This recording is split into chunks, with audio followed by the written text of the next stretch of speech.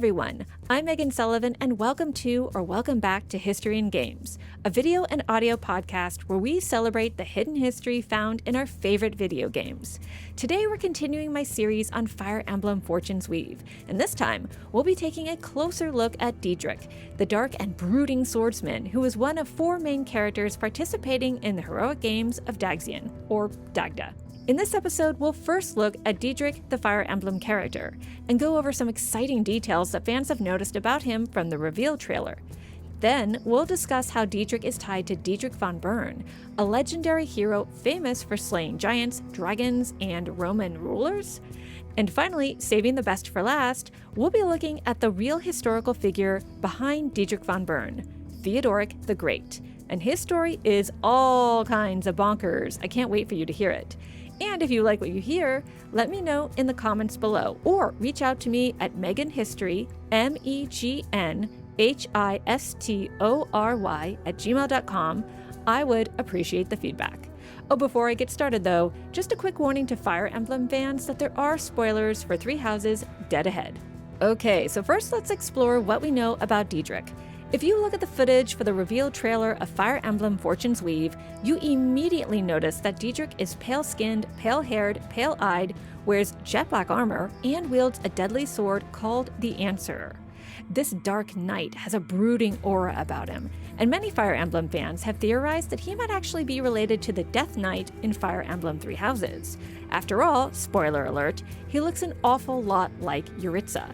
And not only that, Dietrich, like Yuritsa, is associated with the Crest of Lamine, can wield the combat skill Murderous Intent, has black armor with shoulder spikes, and although Dietrich uses a sword in battle as opposed to a scythe like the Death Knight, that sword has scythe-like claws. Now this may be an indication that Dietrich is wielding not just a sword, but a hero's relic, a powerful weapon fashioned from the blood and bones of the Nabateans, aka dragons. And here is where fiction meets fable, because many of the hero relics in Fire Emblem are named after real-life legendary weapons, and Dietrich's sword, the Answer, is no exception. The Answer is a legendary sword out of Irish mythology. Known as Fragarach, this god-forged sword could cut through any armor and always dealt a fatal blow. The most interesting thing about the sword is that when held against someone's throat, it would force that person to tell the truth. And we actually see Dietrich holding his sword against a bandit's throat in the trailer, suggesting he wants answers. Now, it's not surprising to see the Answer appear in Fortune's Weave. After all, the Fire Emblem series always features some type of weapon or armor or place name taken from Celtic tradition.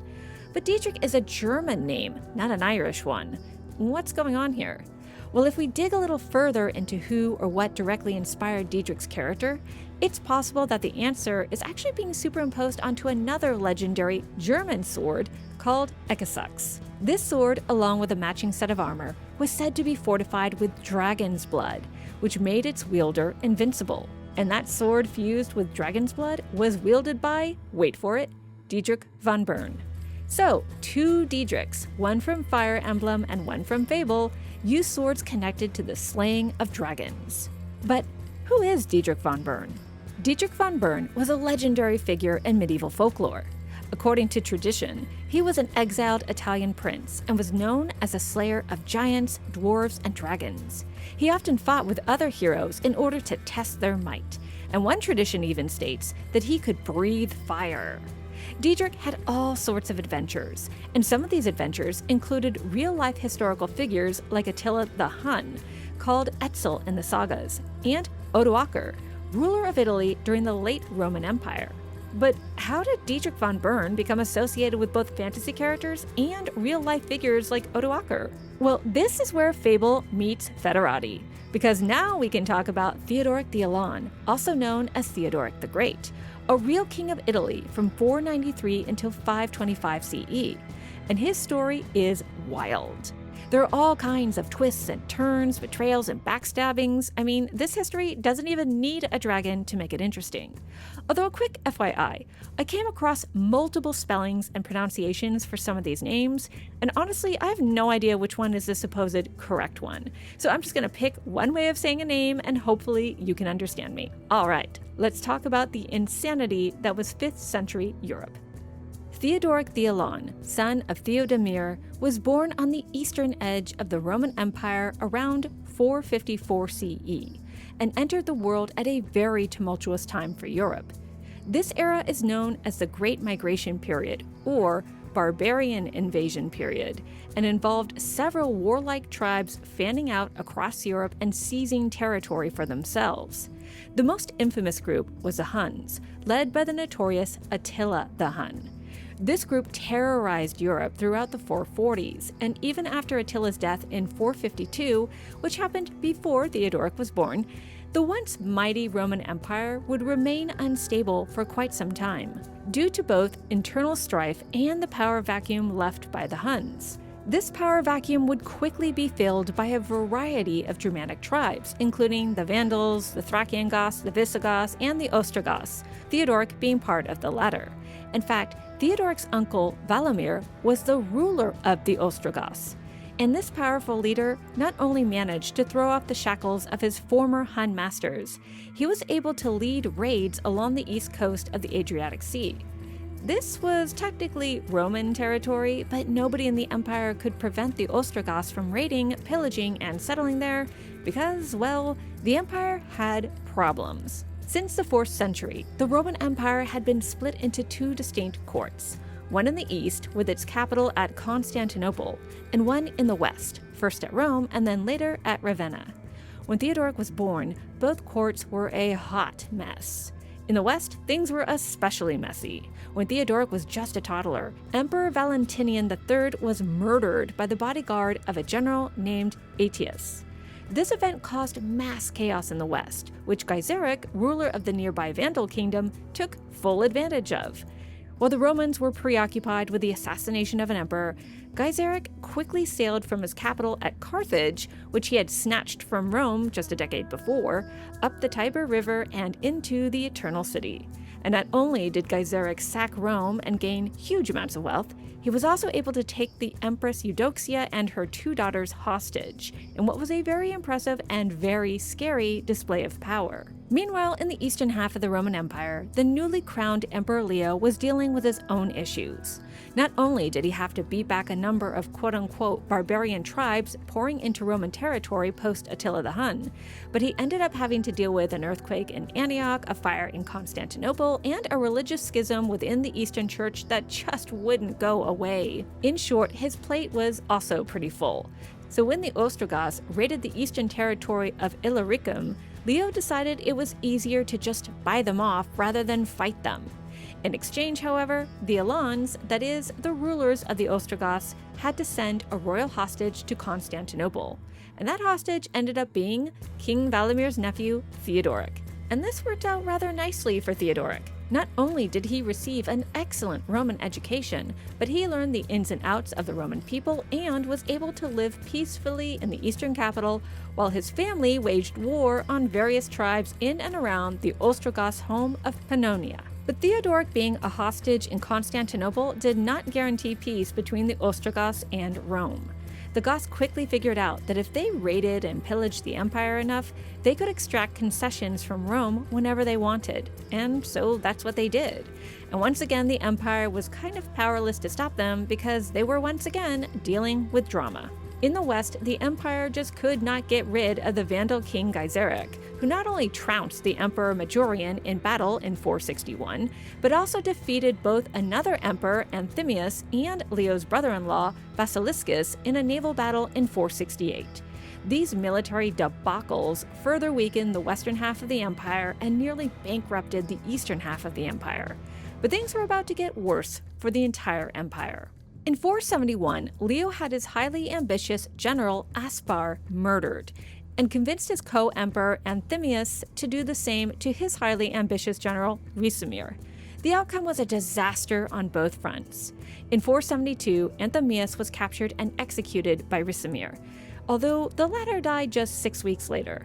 And in the east, the Thracian Gothic soldiers who served under Aspar were so enraged at the murder of their general that their next leader, Theodoric Strabo, rose up in rebellion, forcing the Eastern Empire to compensate the Goths, even though technically the Romans managed to stamp out the insurrection. It was around this time in the early 470s that Theodoric's father, who had inherited the kingship from Valamir, led a raid into the southern Balkans, forcing Emperor Leo to agree to settle the Ostrogoths in Macedonia. Perhaps as part of that deal, Leo also allowed Theodoric to return to his family, and so a somewhat quasi-peaceful coexistence was established between the Ostrogoths and the Romans, but not for long. Emperor Leo died in 474, and a new emperor would ascend the throne in Constantinople. This emperor was Zeno, and he would prove to be a very canny and very difficult ruler to deal with. To be fair, Zeno had an extremely rocky start to his rule, which may have set the tone for the rest of his royal career.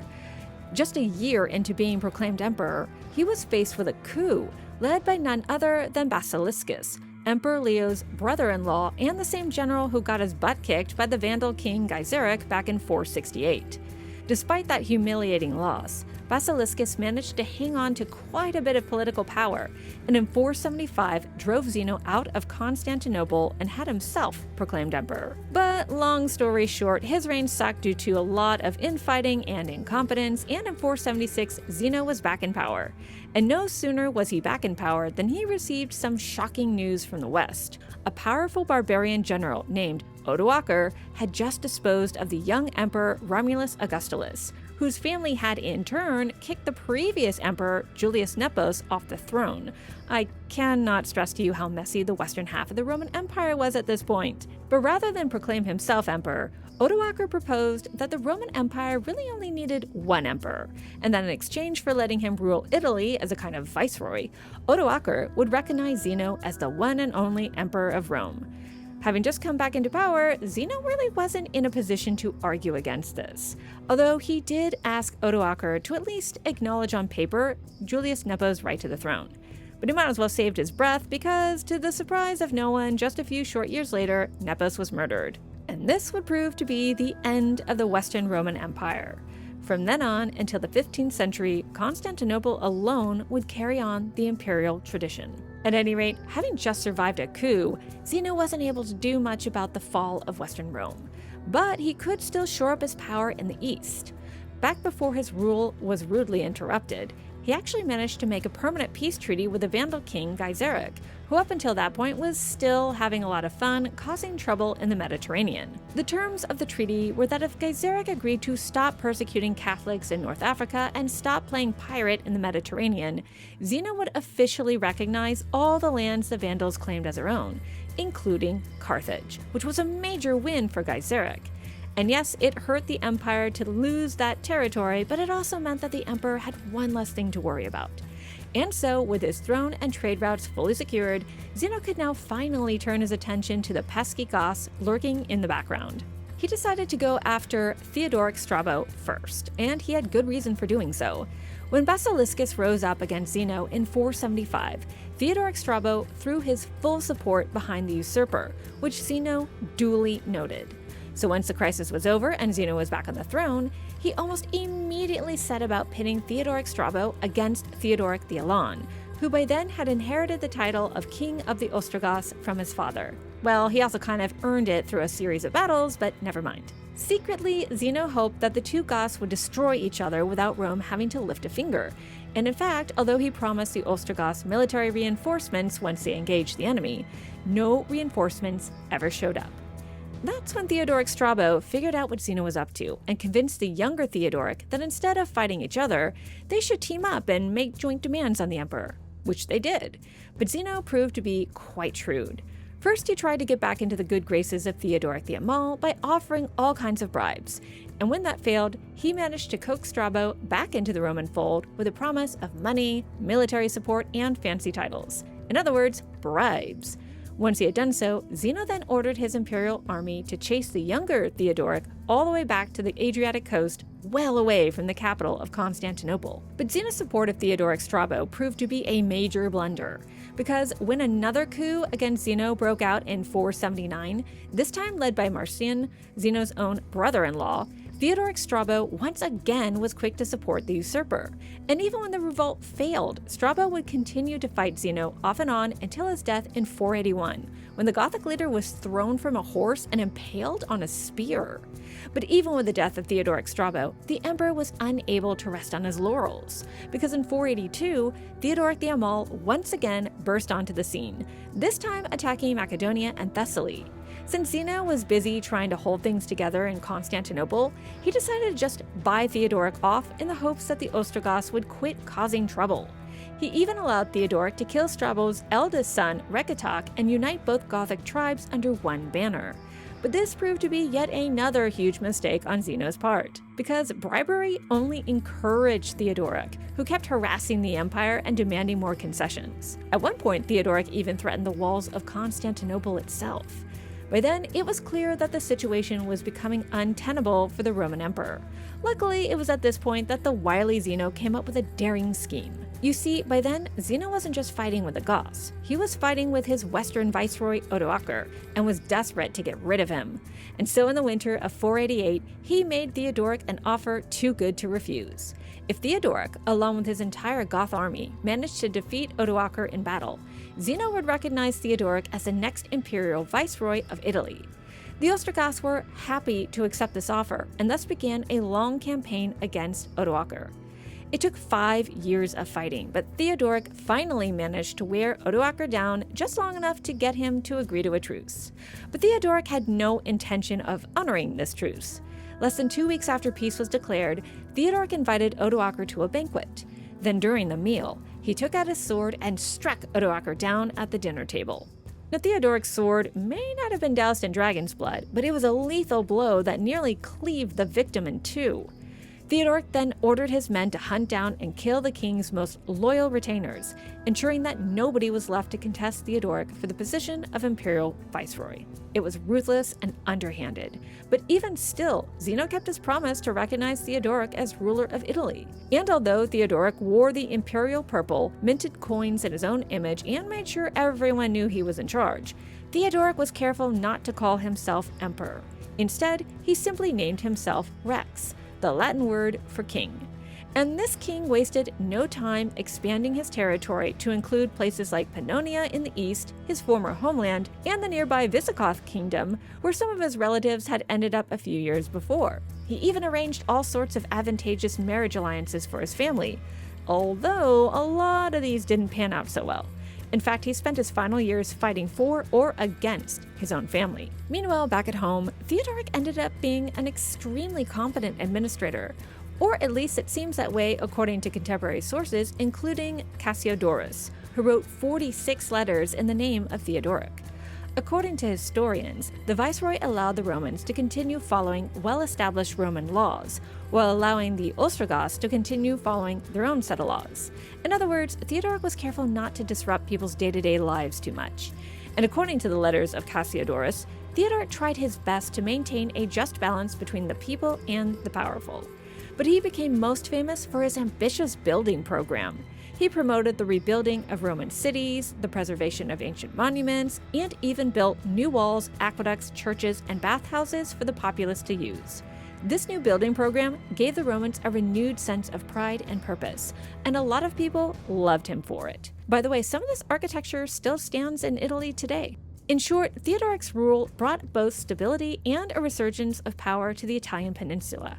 And although the Gothic superstate he created did not survive his death in 525, later generations continued to celebrate him as Theodoric the Great, later immortalized in Gothic tradition as Dietrich von Bern.